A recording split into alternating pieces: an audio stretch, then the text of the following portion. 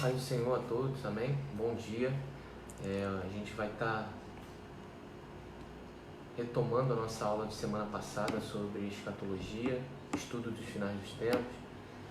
E antes de começarmos a nossa aula de hoje, vamos fazer uma oração para que Deus possa nos abençoar.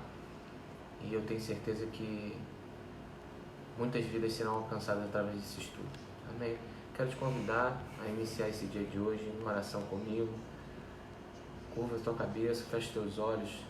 Vamos orar ao Senhor. Pai, em nome de Jesus, Senhor, nós queremos te agradecer por mais um dia, Senhor, que o Senhor está nos concedendo. Te pedimos, Senhor, que o Senhor visite cada irmão, Senhor, cada um que faz parte do corpo de Cristo.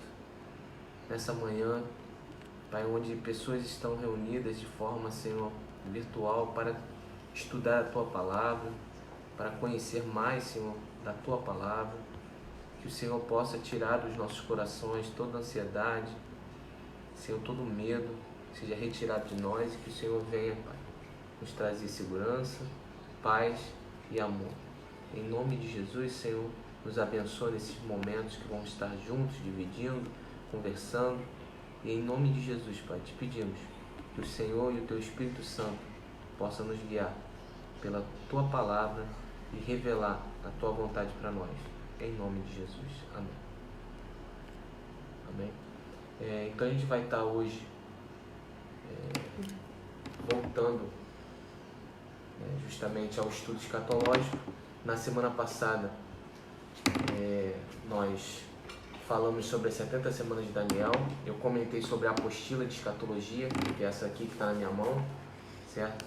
E falei com aqueles irmãos que desejarem acompanhar o estudo escatológico conosco, que quiserem fazer uso dessa apostila, para entrar no canal da nossa igreja, no YouTube, enviar, curtir o canal, se inscrever no canal, enviar o seu e-mail para nós.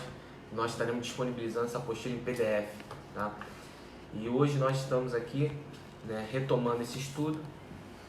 Na semana passada nós falamos sobre as 70 semanas de Daniel, que elas seriam divididas em 3 períodos, que elas vão ser divididas, já são divididas, em 3 períodos, 2 desses 3 períodos já foram cumpridos, que são o período de recomeço, período de reconstrução de Israel, são as 7 semanas iniciais e as 62 semanas finais, até a apresentação do Messias.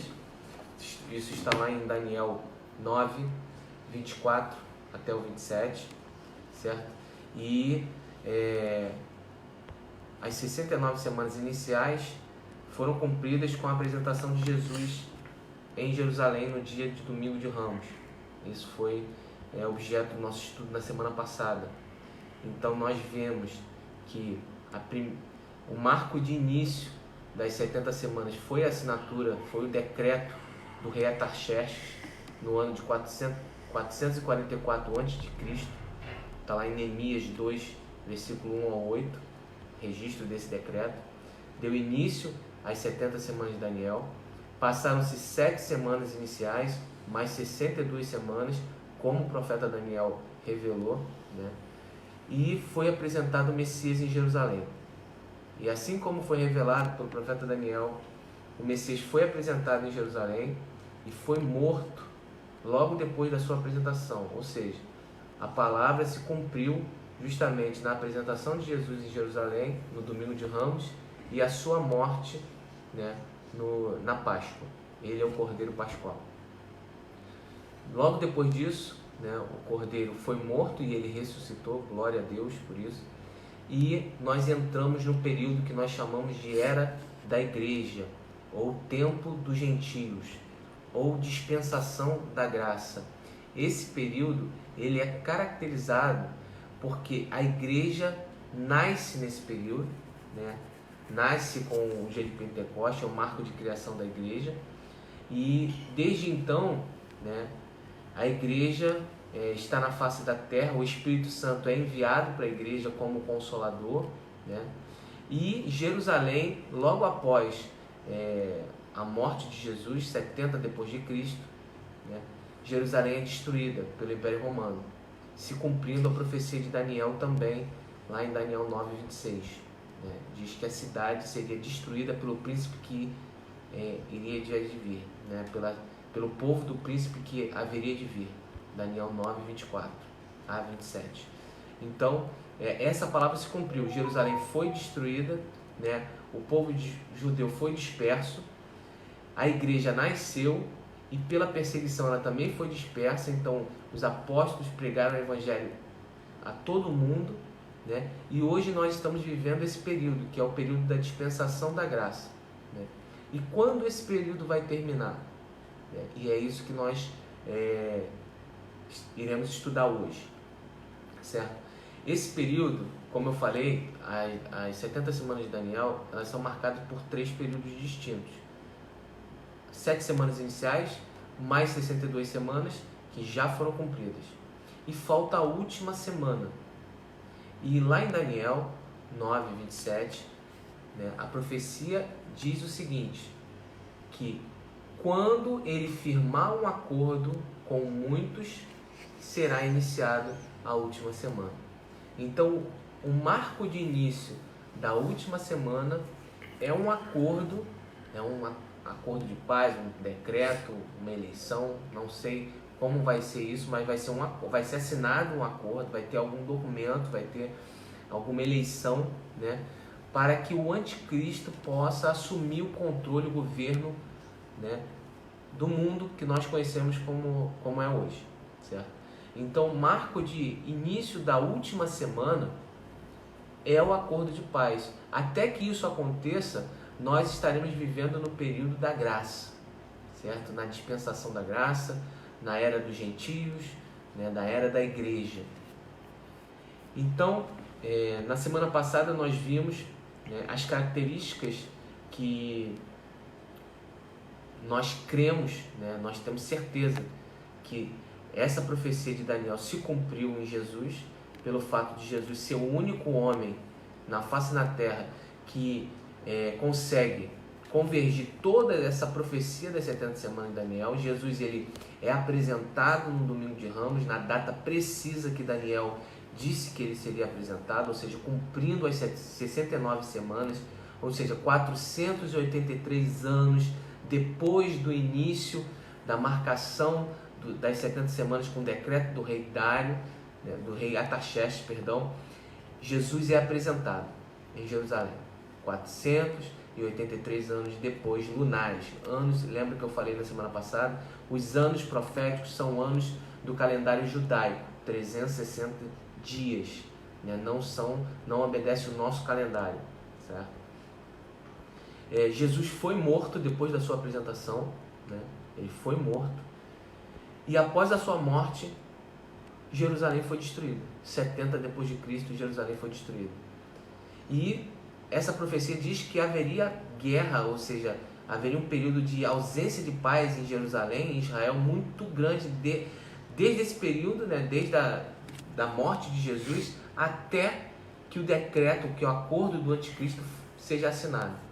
Então, isso está se cumprindo também. A gente vê que a região ali, né, de Jerusalém, de Israel, é uma região em que não há paz. Em todo momento tem ataques, né, acusações, e isso está cumprindo a palavra que foi entregue a Daniel das 70 semanas, que esse período seria marcado em Jerusalém e em Israel, um período de muita ausência de paz, ou seja, de muita ansiedade, muita guerra, muitos confrontos. Isso está se cumprindo. Tudo isso se cumpriu em Jesus, certo? Então nós falamos que o início da última semana vai acontecer com a assinatura de um tratado de paz, de um acordo de paz entre as nações e um líder político, né? Esse líder político é o anticristo, certo? E esse acordo ele será feito por 3 anos e meio, né? 3 anos e meio no calendário judaico, e renovado por mais 3 anos e meio, ou seja, 7 anos, que é uma semana, certo? E no final dessa semana, dessa última semana, Cristo vai voltar para a terra. Cristo vai voltar, vai acontecer a segunda vinda de Cristo.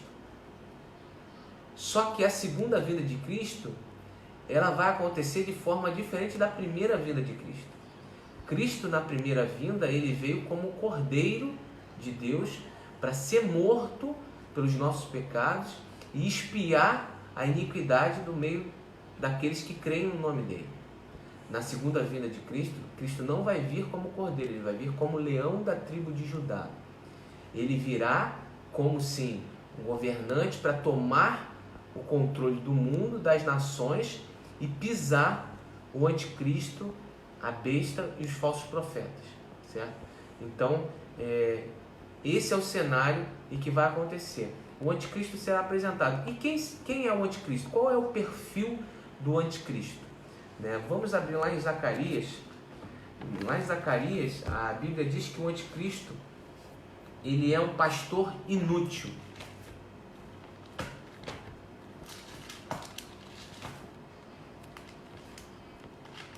Zacarias 11, 16 e 17. Diz assim: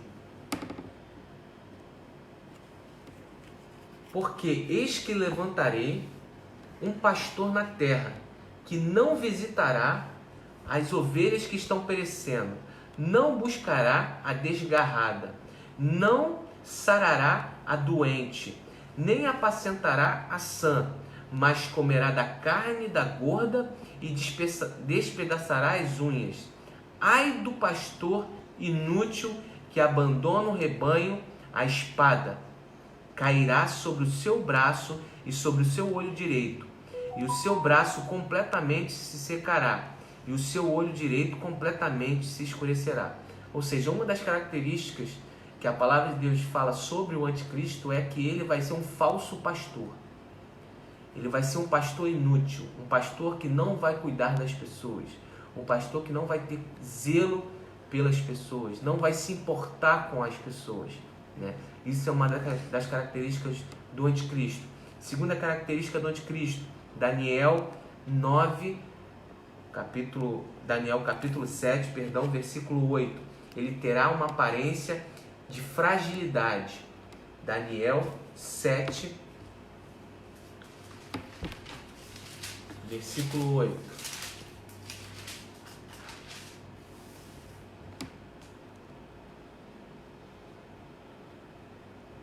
Estando eu considerando os chifres, as pontas, eis que subiu uma outra pequena ponta, diante das outras 3 primeiras que foram arrancadas. E eis que nessa ponta havia olhos como de homem, e uma boca que falava grandiosamente. Então ele vai ser um homem que vai ter uma aparência frágil, uma aparência pequena, uma aparência de, digamos assim, uma pessoa que não faz mal a ninguém, mas que terá no seu discurso, na sua fala, uma fala muito grandiosa. Então isso é uma das características do anticristo. Nós vimos a primeira, que ele será como um pastor inútil, ou seja, ele não vai ter preocupação com relação às pessoas, e ele vai ter aparência de frágil e um discurso muito forte, muito grandioso. Isso é a característica do anticristo, é como ele vai se apresentar. A Bíblia diz lá em Daniel também 11, 21, que ele será um homem vil, um homem pecador. Daniel 11, 21. Diz assim: depois se levantará em seu lugar um homem vil, ao qual não tinha dado a dignidade real, mas ele virá caladamente e tornará o reino com engano. Ou seja, outra característica do anticristo é que ele não será no início considerado como uma pessoa digna de ter o controle das nações. Ele vai ser uma pessoa em que ninguém vai esperar que ele possa ser o anticristo. E por isso que eu vejo muitas pessoas falando: o anticristo vai ser tal líder, o anticristo vai ser o presidente tal, o anticristo vai ser...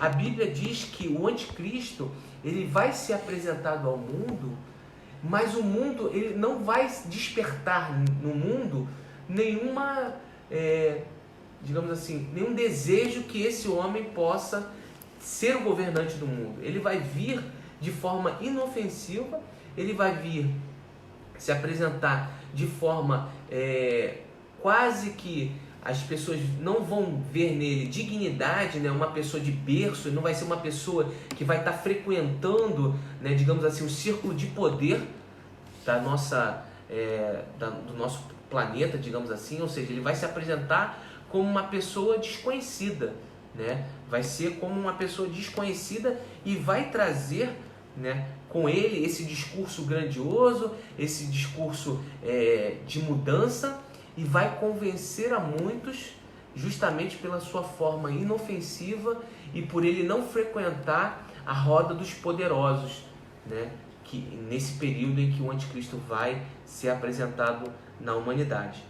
E em Daniel 11:37, diz o seguinte: não terá respeito aos deuses de seus pais, e nem terá respeito ao amor das mulheres, e nem a qualquer deus, porque sobretudo se engrandecerá.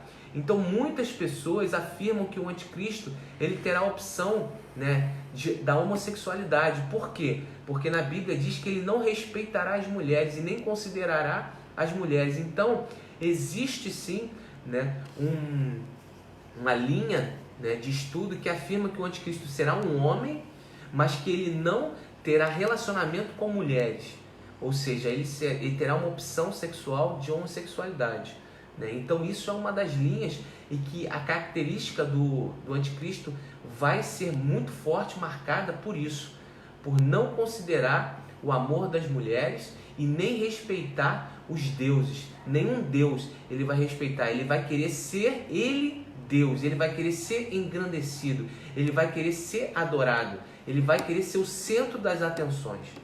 Então isso é outra das características do anticristo. Em 2 Tessalonicenses, capítulo 2, versículo 3. 2 Tessalonicenses.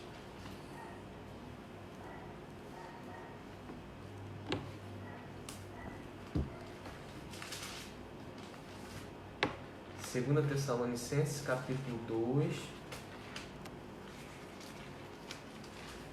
versículo 3.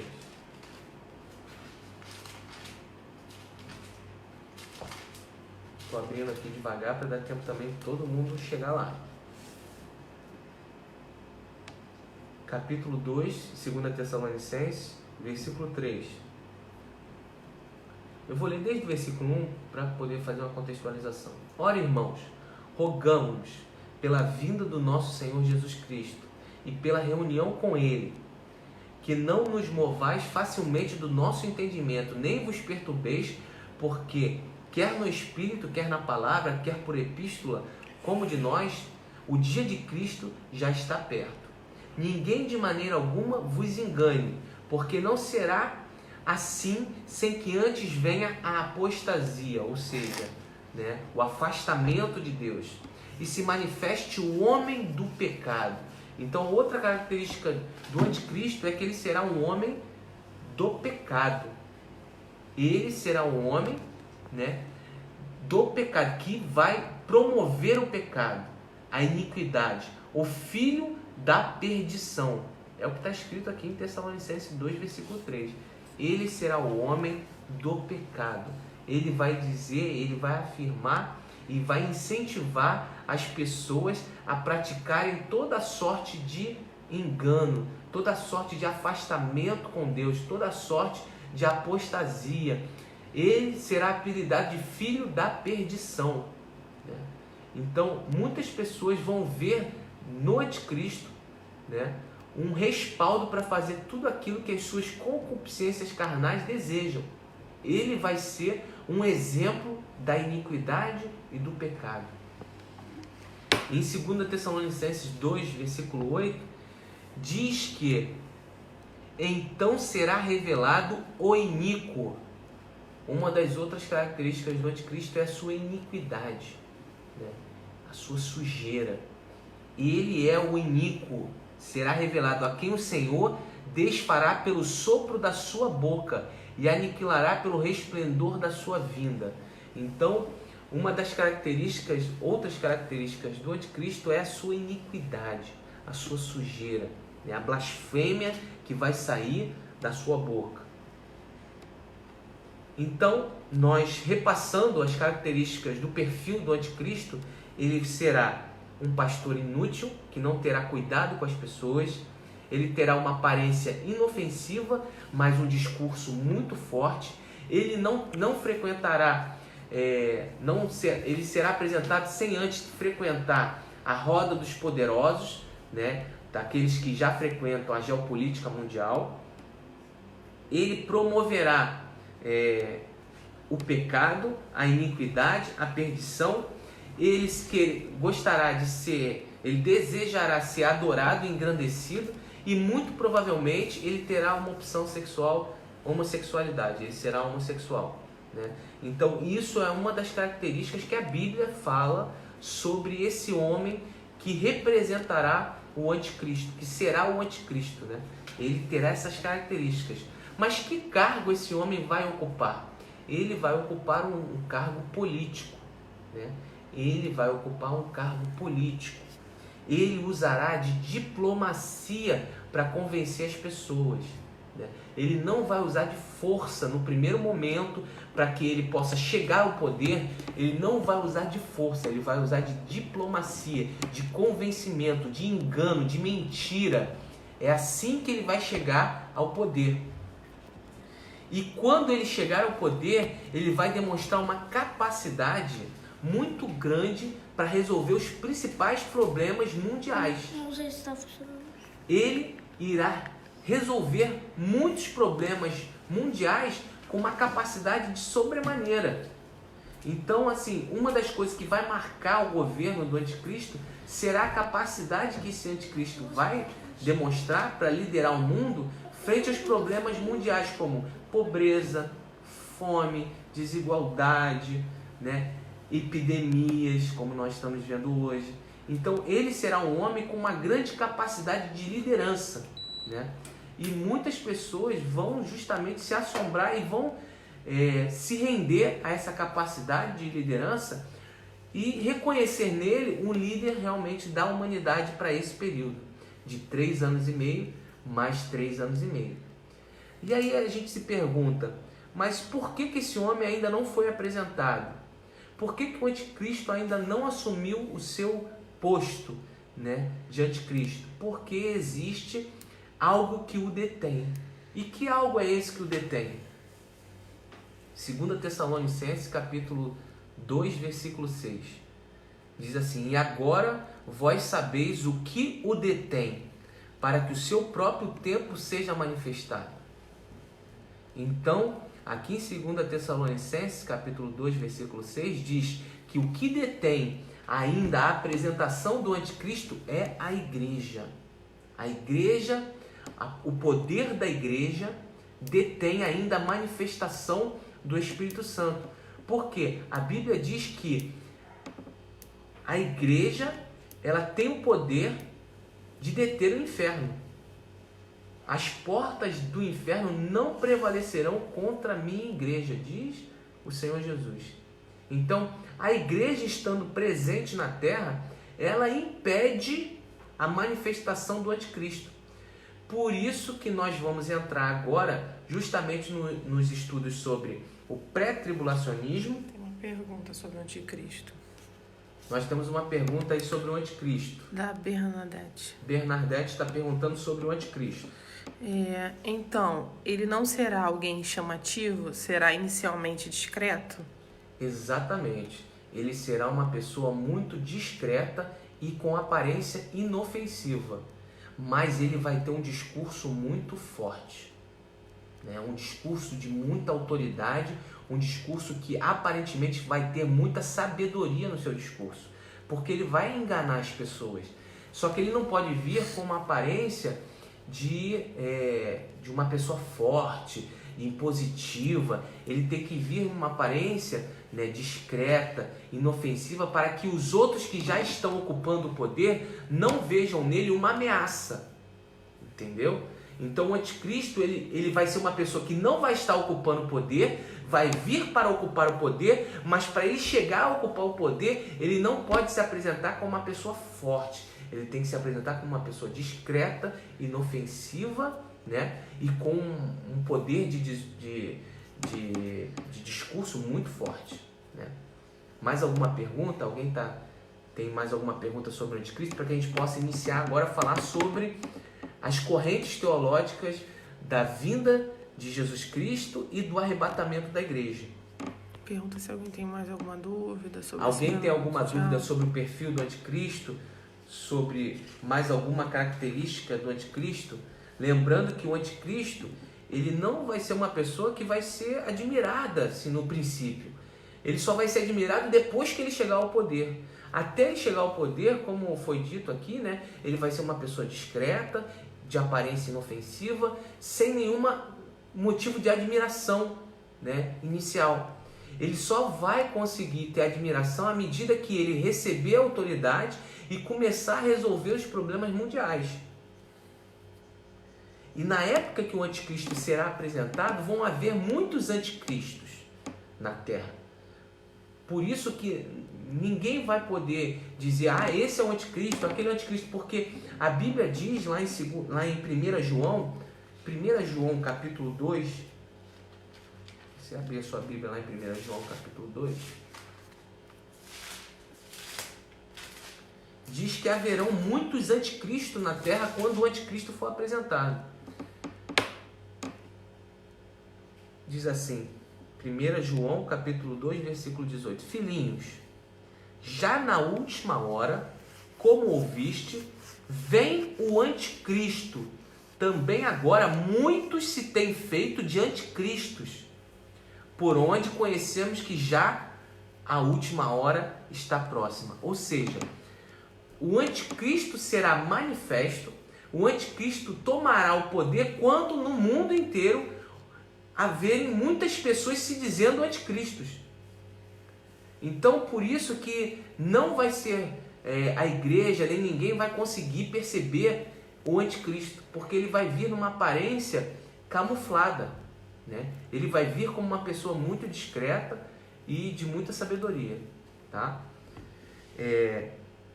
Só que ele, uma das características também do anticristo é que ele não vai reconhecer que Cristo veio em carne. Lá em 2 João, né? Segunda carta de João, capítulo 2. Se você abrir a sua Bíblia lá em 2 João, capítulo 2, versículo 8. Diz assim, olhai, 2 João,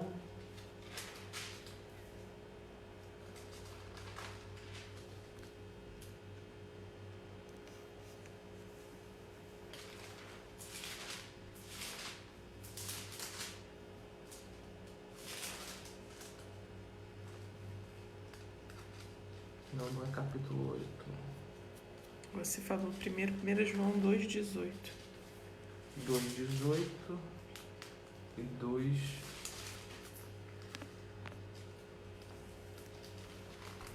Segunda carta de João.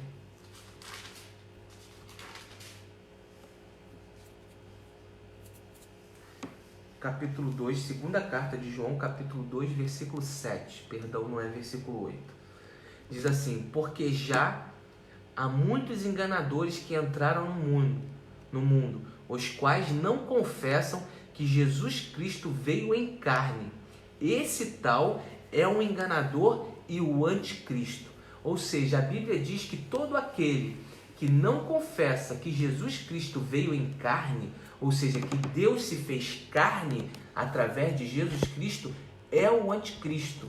Então, outra característica do anticristo é que ele não irá admitir, né, que Jesus Cristo veio e que Jesus Cristo é o Filho de Deus. Então, ele não vai admitir que Jesus Cristo é o Filho de Deus, que ele morreu e que ressuscitou.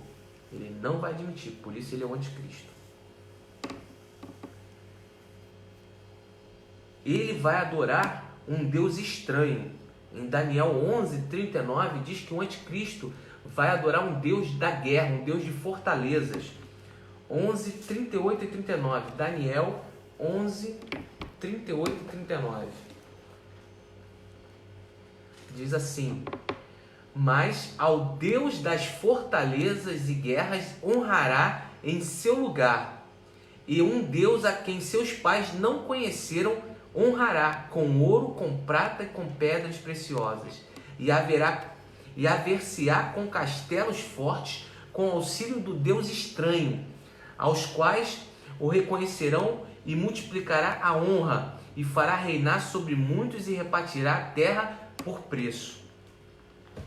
Então, outra característica do anticristo é que ele vai adorar um Deus estranho, um Deus de guerra, um Deus de fortaleza, um Deus que os seus pais não conheceram. Tem uma pergunta da Silvânia. Partindo da premissa que a igreja impede o aparecimento do anticristo e existe a profecia que ele se pronunciará, ele será conhecido? Vou ler de novo. Partindo da premissa que a igreja impede o aparecimento do anticristo e existe a profecia que ele se pronunciará, ele será conhecido? E que condições a igreja estará nesse momento para que ele apareça? Posso entender que esse lapso temporal a igreja não terá forças com o anticristo. Isso é uma pergunta que divide muitos teólogos, né? Existem grupos de teólogos que afirmam que a igreja será arrebatada, né, antes da apresentação do anticristo. Existem linhas teológicas que afirmam que a igreja será arrebatada após a apresentação do anticristo. E existem linhas teológicas que afirmam que a igreja será arrebatada no final do governo do anticristo, certo? E aí esse é o objeto da nossa próxima linha de estudo, que são as correntes pré-tribulacionista, mesotribulacionista e pós-tribulacionista. A pré-tribulacionista afirma que a igreja vai ser arrebatada antes, né, do início do governo do anticristo. E com isso a igreja não será, digamos assim, atingida pelo governo do anticristo, né? Isso é uma linha teológica. A outra linha teológica é que a igreja passará por parte do governo do anticristo, ou seja, ela conviverá com o anticristo durante um determinado tempo, para que depois ela seja arrebatada. E aí é o lapso que a irmã Silvânia mencionou, né? Onde a igreja ela conviverá com o anticristo, governando por um período de tempo, e depois ela será arrebatada. E aí você tem o mesotribulacionista, certo? E o pós-tribulacionista, que é aquele que acredita que a igreja vai passar por todo o governo do anticristo até a volta de Jesus. Esse é o pós-tribulacionista. Eu consegui responder a tua dúvida, irmã Silvana? Enquanto isso, tem uma outra pergunta da diaconisa Fátima, em relação à igreja. A igreja, ela está fechada hoje devido à pandemia. Então, está próxima a vinda do anticristo? Não. A gente não pode afirmar que o anticristo está próximo ou está distante. Porque, como eu disse, quando ele se apresentar, ninguém vai perceber, porque ele será uma pessoa muito discreta. Mas os sinais que nós estamos vendo estão em conformidade com aquilo que o nosso Senhor Jesus Cristo falou do princípio das dores. Jesus falou, olha, vão acontecer alguns sinais que vão preceder a apresentação daquele que é iníquo. Ou seja, vai acontecer de mortes, pandemias, epidemias, astros caindo na terra, asteroides, maremotos, terremotos. Todos esses sinais, eles convergem para o tempo da apresentação do anticristo. Então a gente sabe que esses sinais estão acontecendo com maior frequência. E significa que está se aproximando o período de cumprir a profecia que o próprio Senhor Jesus deixou, que seria apresentado aquele que não é o pastor das ovelhas, né? Aquele que vai enganar as pessoas, aquele que os judeus vão receber porque não receberam Jesus, né? Então sim, a gente vê nisso o cumprimento da palavra, mas a gente não pode afirmar se está muito próximo ou se está muito distante. Por quê? Porque esses sinais têm acontecido desde que Jesus ascendeu aos céus.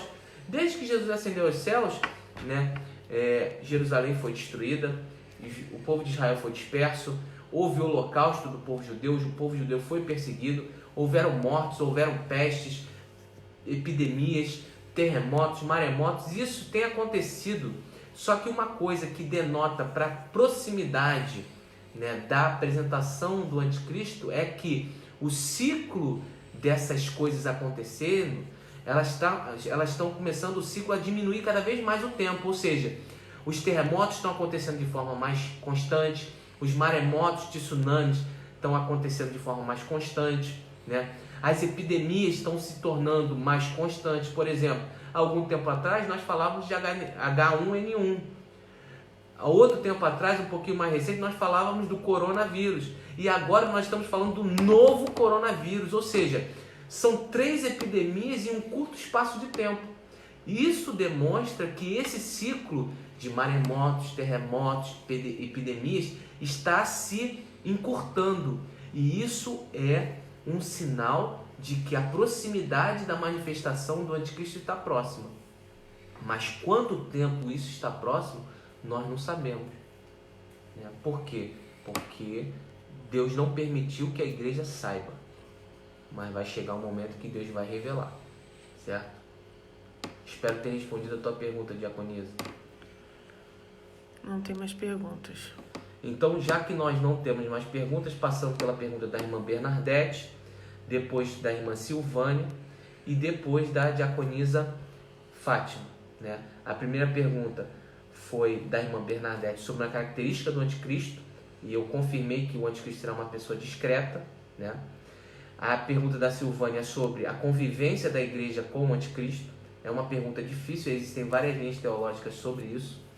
E a terceira pergunta é da diaconisa Fátima sobre justamente a proximidade da apresentação do anticristo.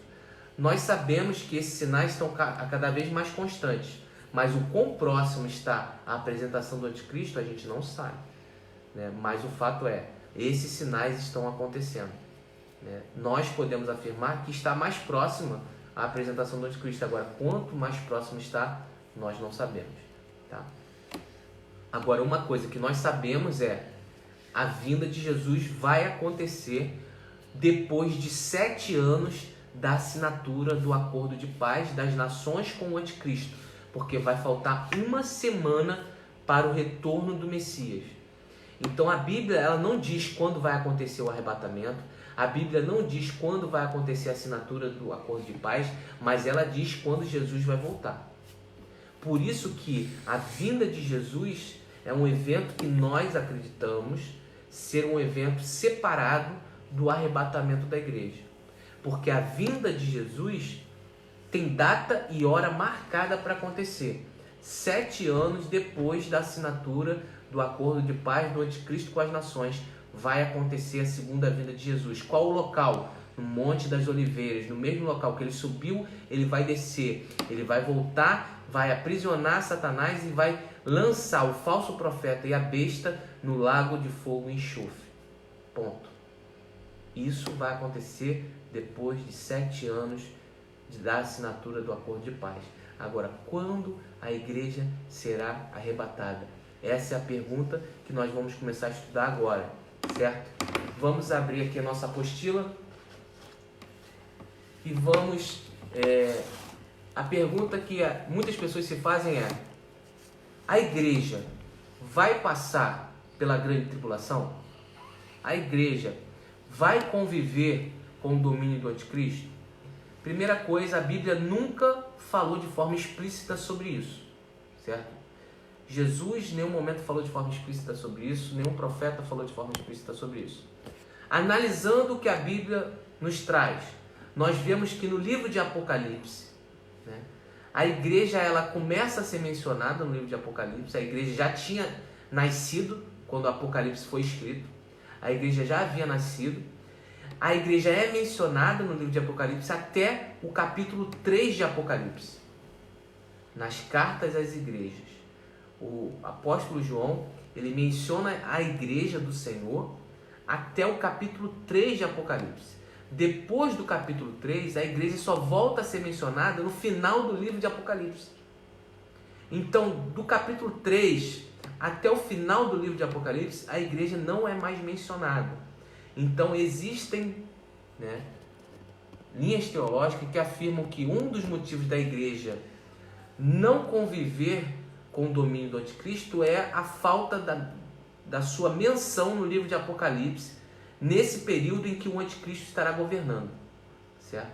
Outra coisa que denota para que muitos afirmem que a igreja não conviverá com o domínio do anticristo é o fato das 70 semanas de Daniel terem sido escritas e direcionadas para Israel e Jerusalém. Quando nós lemos lá em Daniel 9, 24,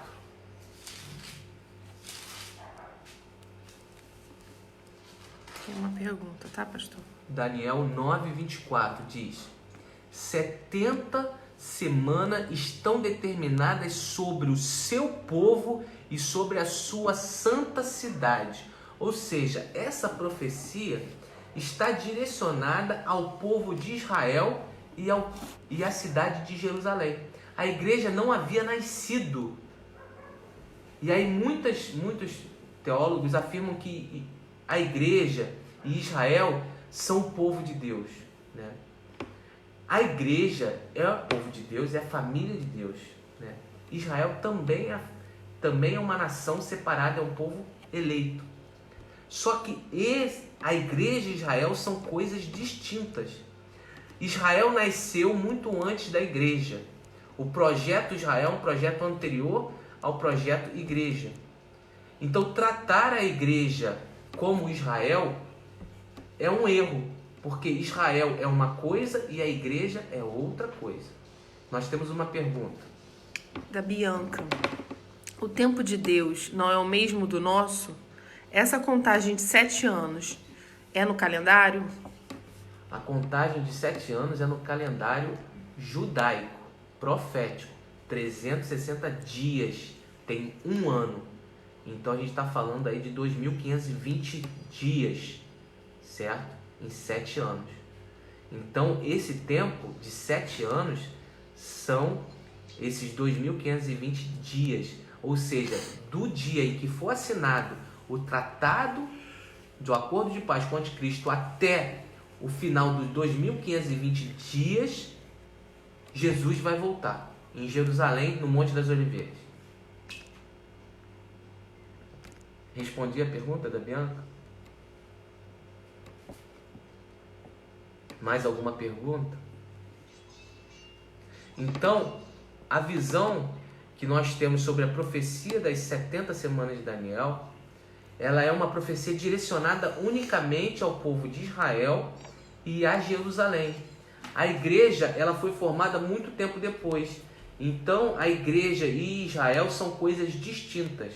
E isso é o que aqueles que afirmam que a igreja não passará durante o governo do anticristo consideram que a igreja e Israel são coisas distintas.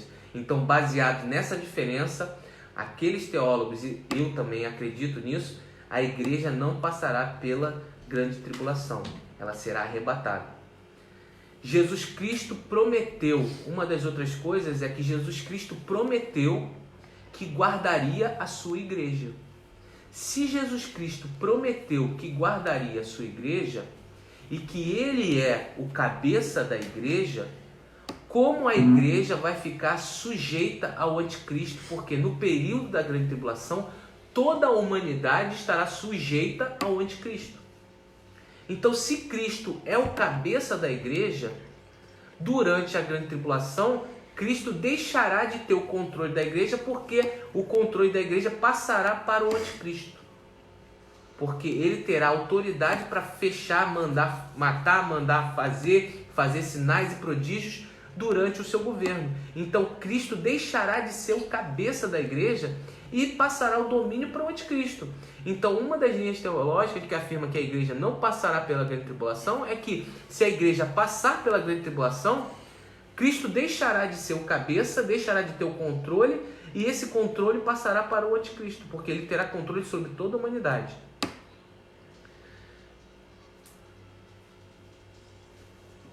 Apocalipse 13, 7. Vamos abrir lá em Apocalipse 13, 7.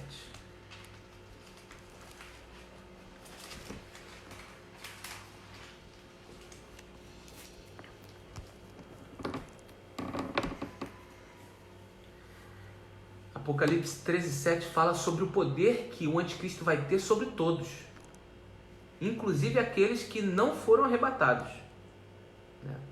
Diz assim: e foi-lhe permitido fazer guerra aos santos e vencê-los, e deu-lhe poder sobre toda a tribo, língua e nação. Ou seja, todos aqueles que estiverem na face da terra, o anticristo vai ter poder de vencê-los. Como o anticristo vai poder vencer a igreja se Cristo disse que sobre a igreja as portas do inferno não prevaleceriam? Então existe sim uma linha teológica que acredita que a igreja não vai passar pela grande tribulação sob o domínio do anticristo, porque se a igreja passar, o poder da igreja será sujeito ao poder do anticristo. E o próprio Senhor Jesus Cristo disse que não deixaria a sua igreja. Então isso é uma das coisas. Vamos abrir em 1 Coríntios 15, 52.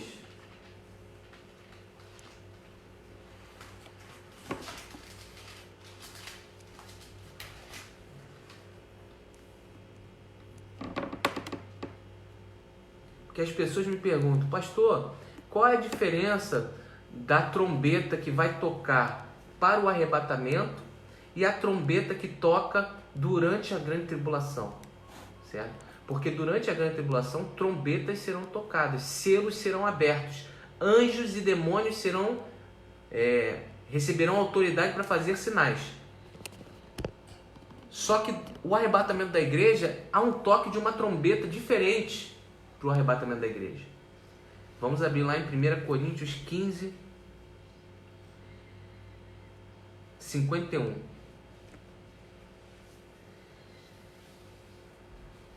1 Coríntios capítulo 15, versículo 51. Diz assim: eis que aqui vos digo um mistério.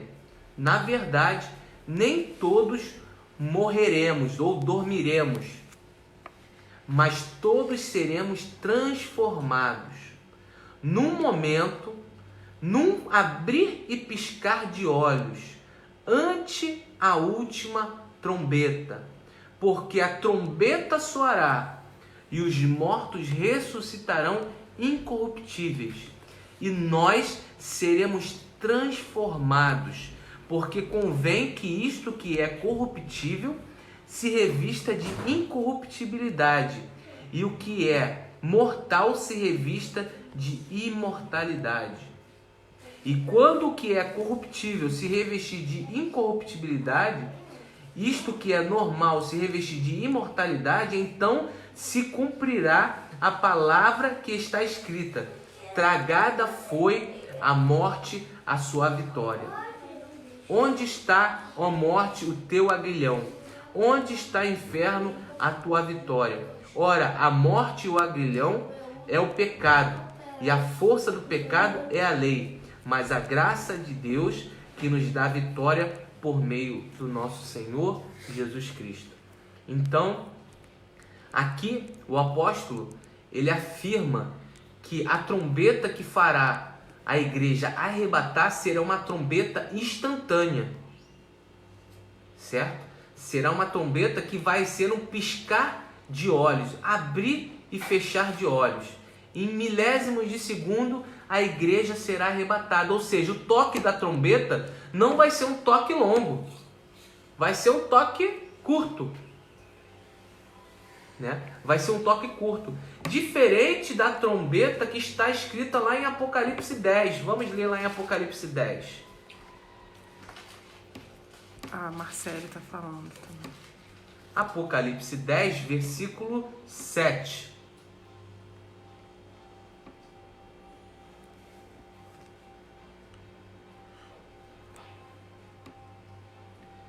Mas nos dias da voz do 7º anjo, ou seja, já se apresentaram 6 anjos que tocaram trombetas.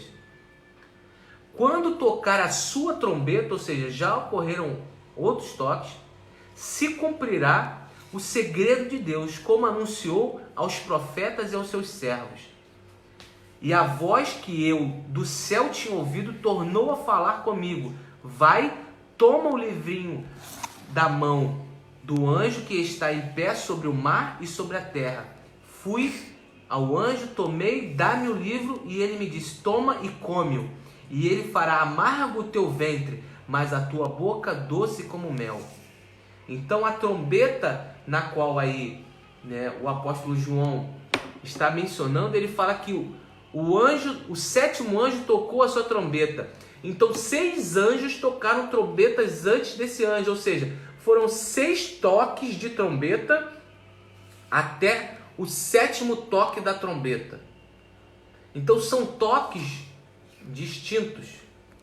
Cada trombeta tem uma ordem, como eu mencionei na pregação de quinta-feira, né? A trombeta no arraial de Israel, ela tinha 2 funções: chamar o arrependimento e convocar as pessoas para um alinhamento de guerra. Então Deus está tocando a sua trombeta para que o povo de Deus se arrependa e se posicione para a guerra.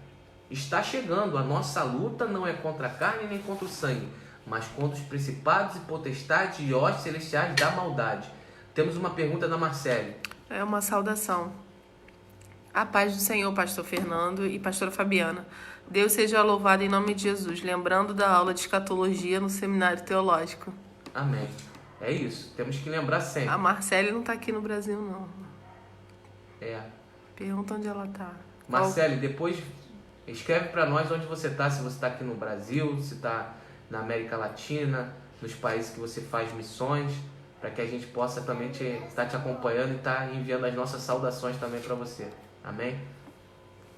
Então vamos começar a falar sobre as linhas escatológicas de dispensacionalismo, certo? Que são justamente a respeito do arrebatamento da igreja. E uma das coisas que nós acreditamos é que o arrebatamento da igreja é um evento diferente da segunda vinda de Cristo. Né? O arrebatamento da igreja, ele vai acontecer. Né? Então, lá em 1 Tessalonicenses, capítulo 4,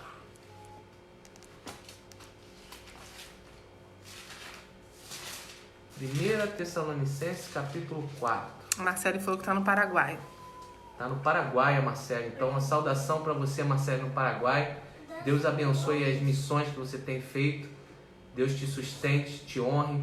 Nós estamos orando por você para que Deus alcance através da sua vida muitas vidas e que o nome do Senhor seja glorificado através de você. Amém? Estou muito feliz com a tua participação aí na nossa live. 1 Tessalonicenses capítulo 4, versículo 13. Diz assim: não quero, porém, irmãos, que sejais ignorantes acerca daqueles que já morreram ou daqueles que dormem, para que não vos entristeceis, como os demais que não têm a esperança. Porque se cremos que Jesus morreu e ressuscitou, assim também aos que em Jesus morreram ou dormem, Deus os transformará e tornará a trazer com vida.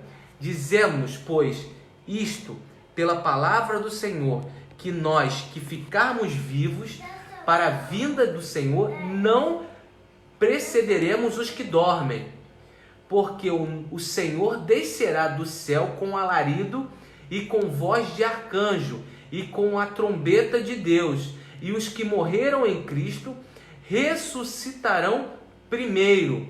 Depois, nós, o que ficarmos vivos, seremos arrebatados juntamente com ele nas nuvens, a encontrar com o Senhor nos ares, e assim estaremos sempre com o Senhor.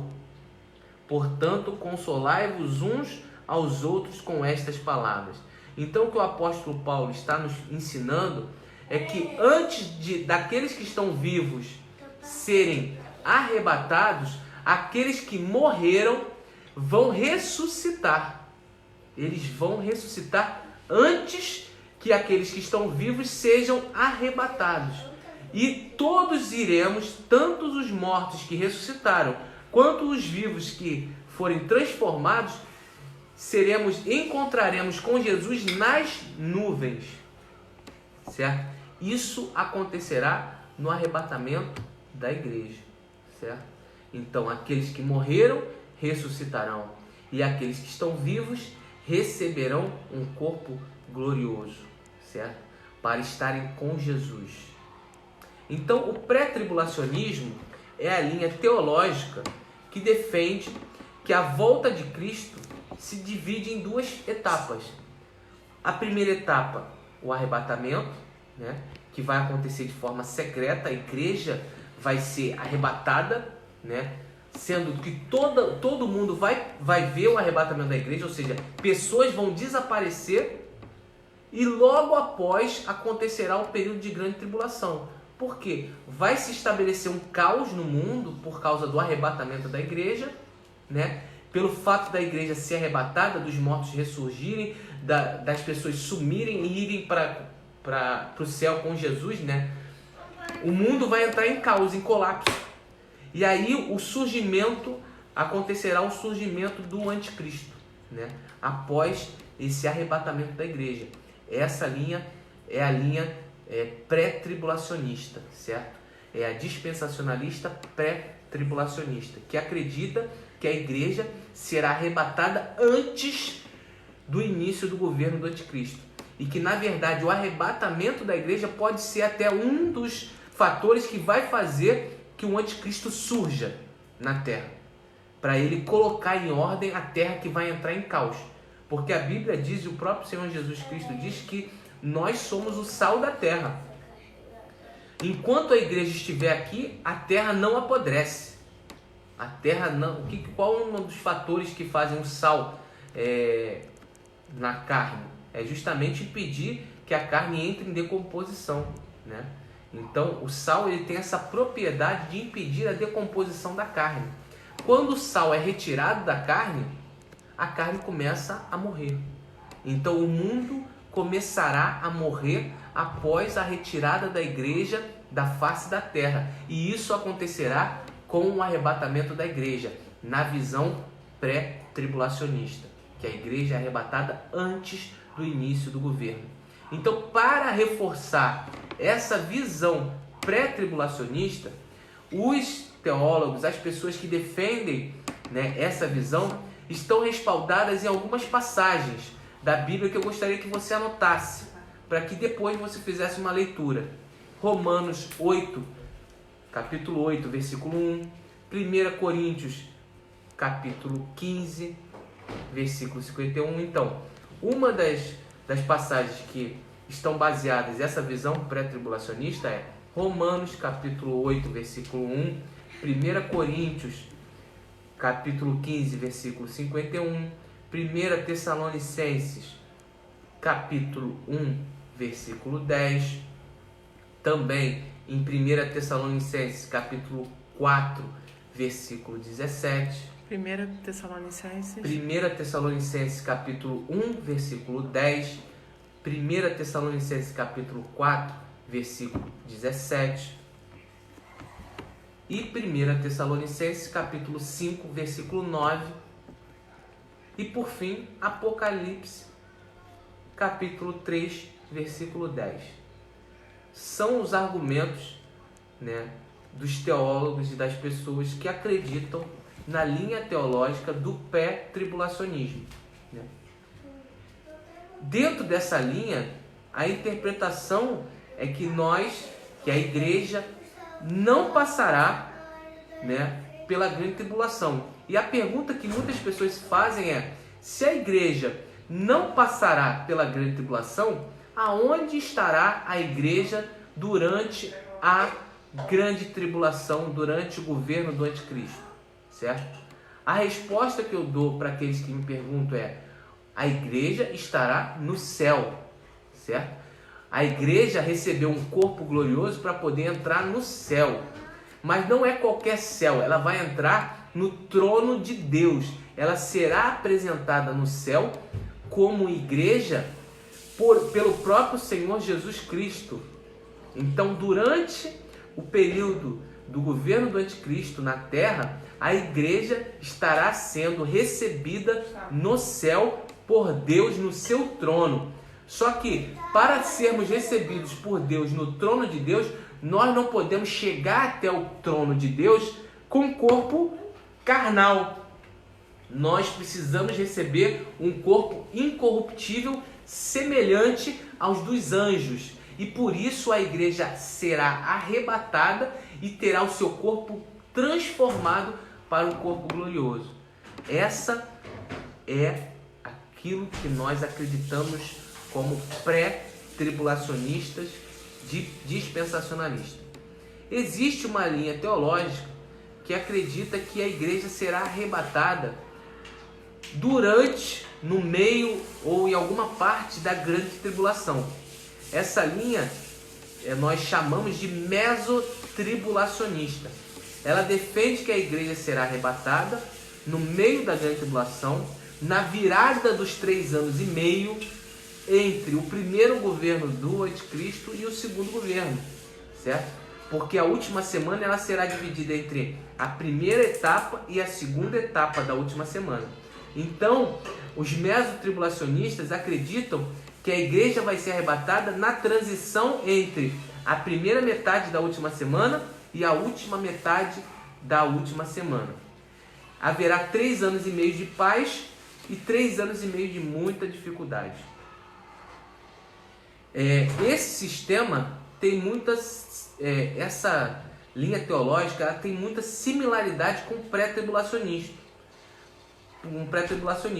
Só que ele diverge quando nós lemos a ideia sobre o arrebatamento, né?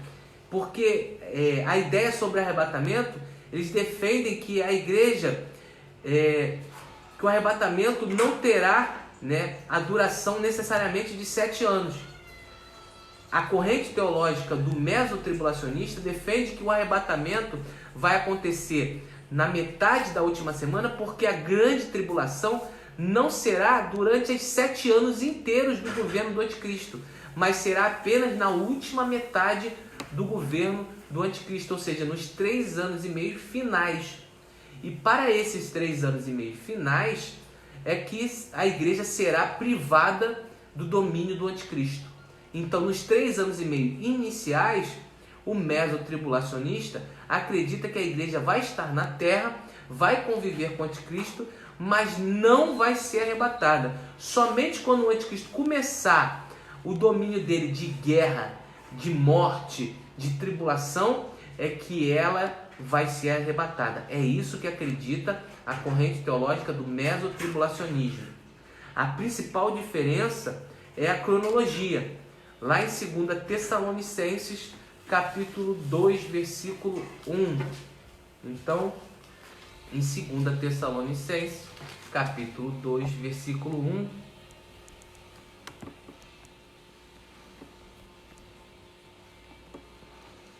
Tessalonicenses. Capítulo 2, versículo 1 ao versículo 3. A Silvane está fazendo uma pergunta. Pastor, teremos a mesma aparência? A pergunta da irmã Silvânia é se nós vamos ter a mesma aparência. Quando Jesus apareceu aos seus discípulos, ele tinha a mesma aparência que ele tinha antes, certo? Então, se Jesus, em corpo glorioso, quando apareceu para os seus discípulos, tinha a mesma aparência, nós poderemos ter a mesma aparência. Não significa que nós só teremos esta aparência, porque o corpo glorioso ele tem características diferentes do corpo normal. E uma das características diferentes do corpo glorioso é que ele não respeita as leis da física, da matéria. Ele passa pelas paredes, ele voa, ele cumprimenta, ele ora se materializa, ora ele se desmaterializa. Então, nós seremos semelhantes aos anjos. Os anjos, eles podem se manifestar com o corpo de forma humana, né? Mas também podem se manifestar com o corpo de forma angelical ou de forma de aparência sobre qualquer coisa. Ele pode se manifestar de várias aparências. Então, nós também seremos semelhantes aos anjos. Logo, nós poderemos ter a nossa aparência, mas também nós teremos controle sobre esse corpo para ter outras aparências. Espero ter tirado a dúvida da irmã Silvânia. Certo?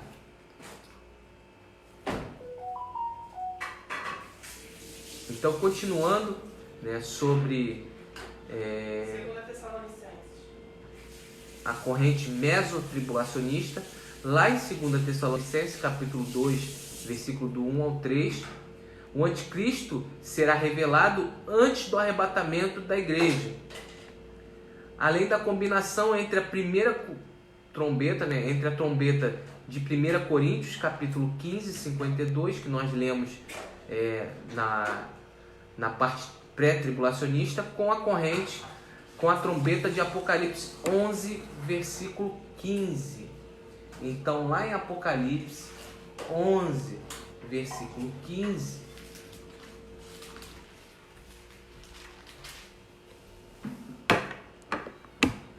e fala assim: e tocou o sétimo anjo a sua trombeta, e houve no céu grandes vozes, e os reinos do mundo vieram a ser do nosso Senhor e do seu Cristo.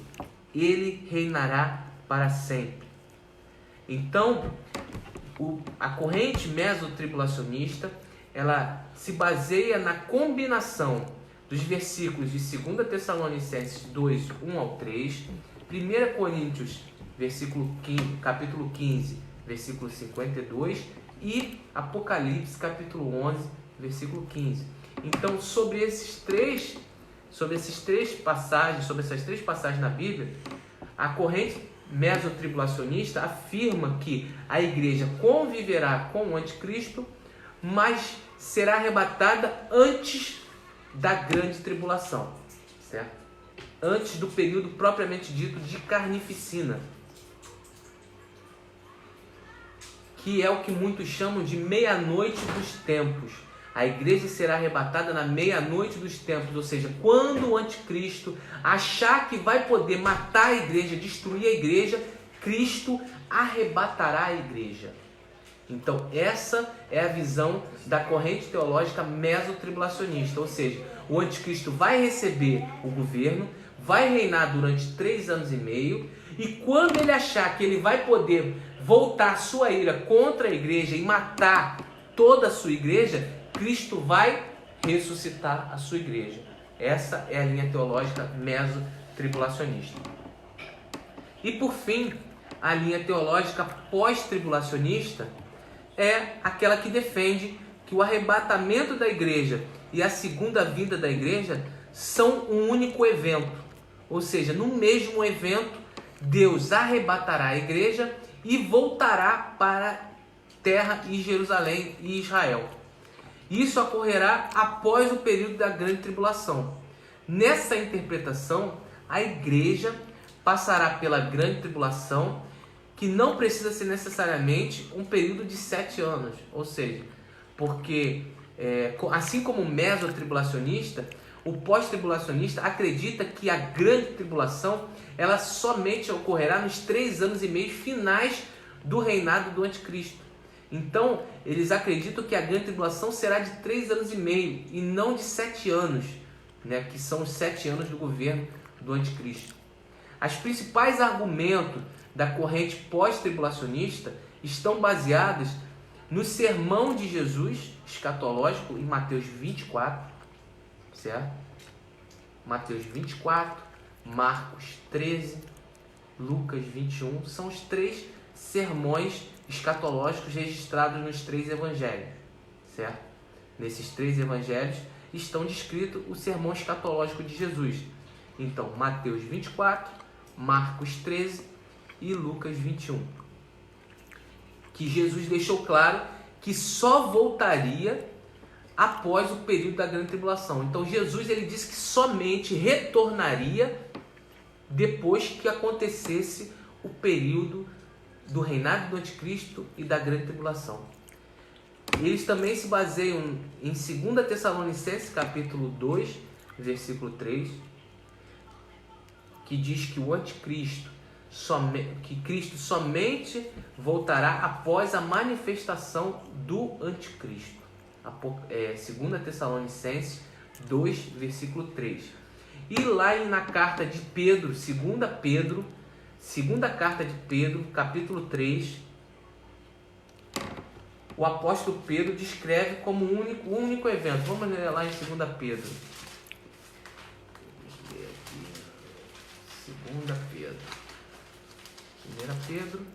2 Pedro, capítulo 3.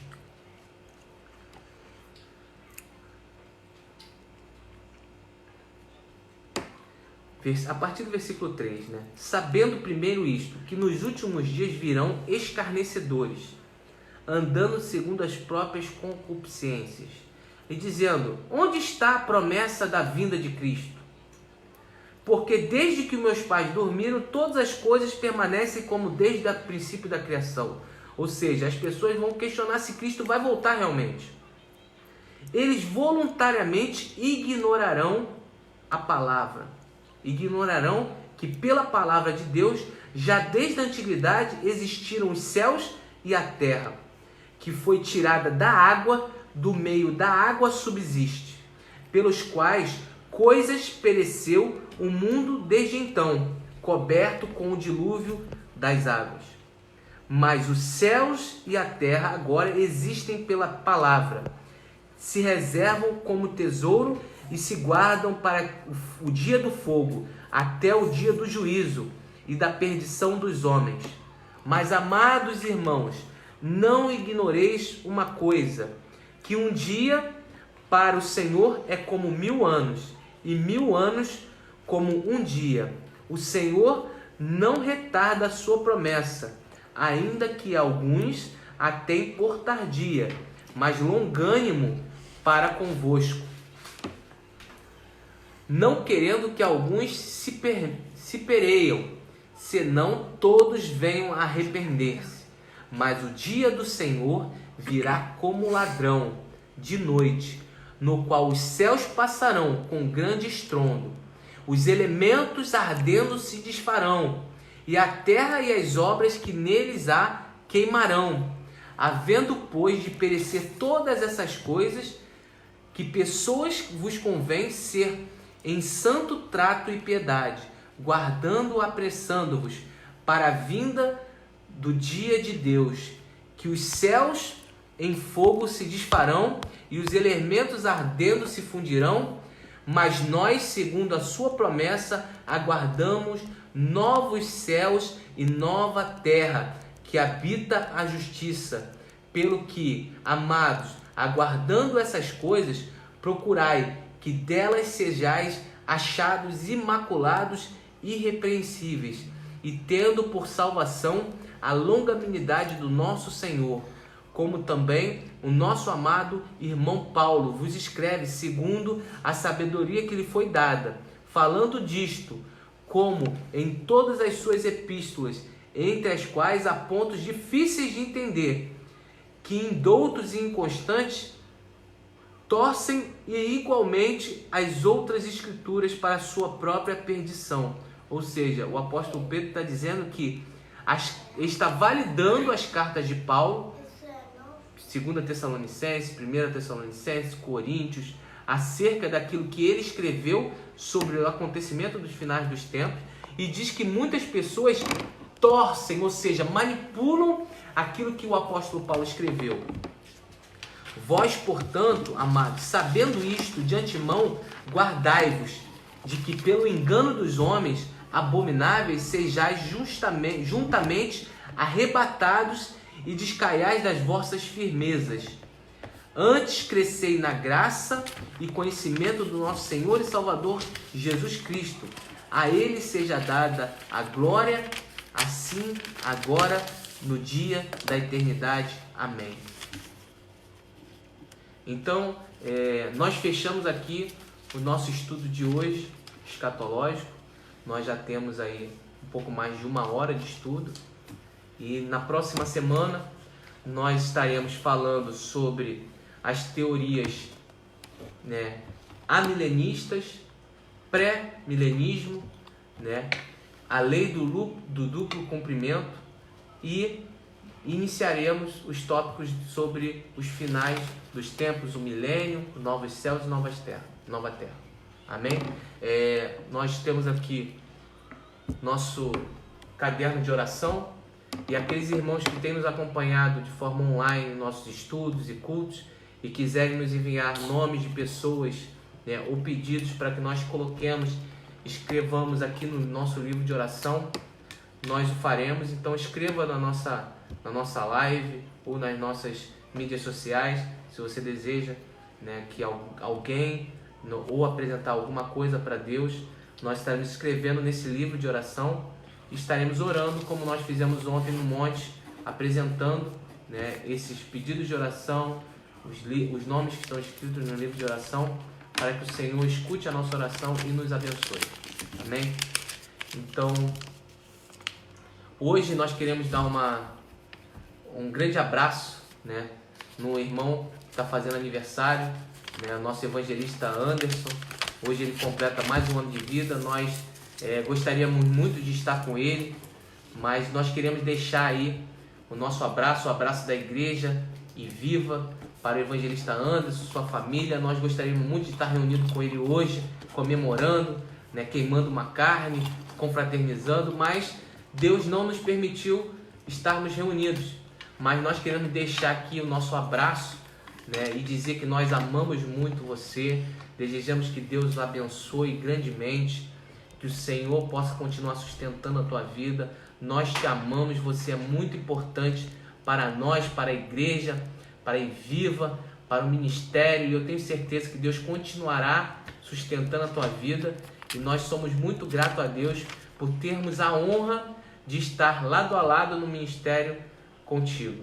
Então nós queremos dizer para o irmão, né, irmão Anderson, parabéns, nós te amamos, a igreja te ama, nossa família te ama, que Deus possa te dar muita saúde, muita paz, confortar você, abençoar sua família, sua mãe, seus familiares. Eu tenho certeza, né, que Deus, ele continuará te honrando, continuará te sustentando, te guiando para aquilo que ele entende que é a obra que o Senhor tem para você realizar aqui na face da terra. Deus te escolheu, não foi à toa. Deus tem um propósito na tua vida.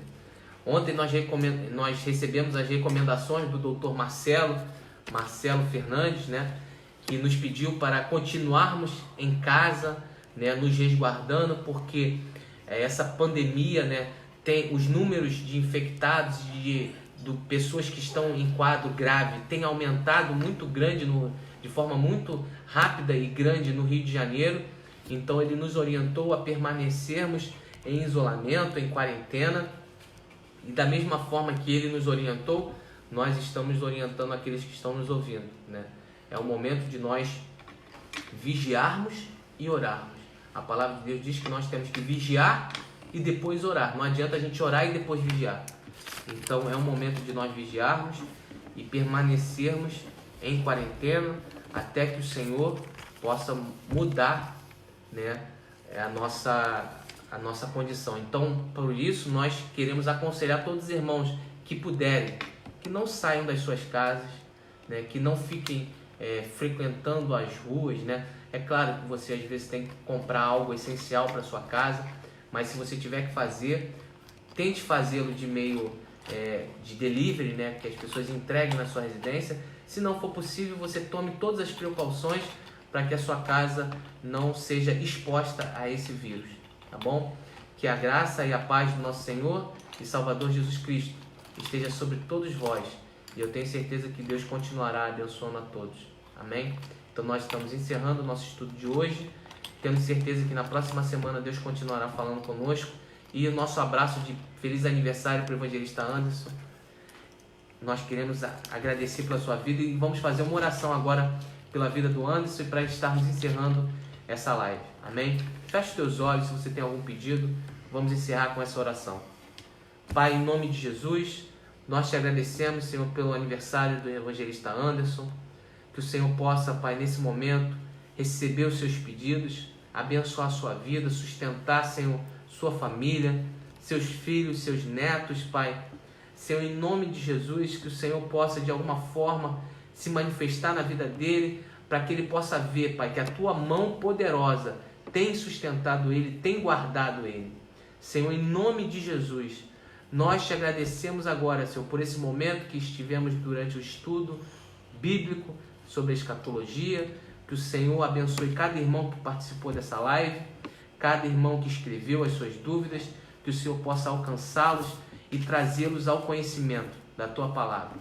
É o que te pedimos, Pai, continua livrando a nossa nação. Te entregamos, Senhor, a vida do nosso presidente nas tuas mãos, te entregamos a vida do nosso governador nas tuas mãos, te entregamos a vida do nosso prefeito nas tuas mãos e das autoridades, Pai, que o Senhor constituiu sobre nós.